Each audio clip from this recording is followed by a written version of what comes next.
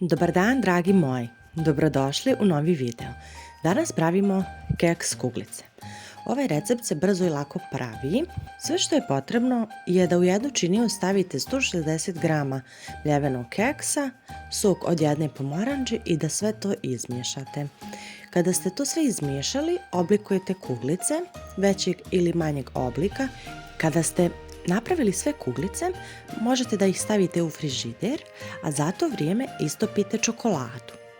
Istopite 100 g bijele čokolade sa jednom supenom kašikom ulja i umačete svaku kuglicu u rastopljenu bijelu čokoladu. Pazite da vam čokolada ne zagori prilikom topljenja i bitno je da ne bude previše rijetka, da ostane ta bijela čokolada na kuglicama.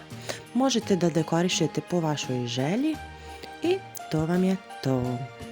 Hvala vam svima na gledanju, a mi se čujemo u narednom videu. Ćao!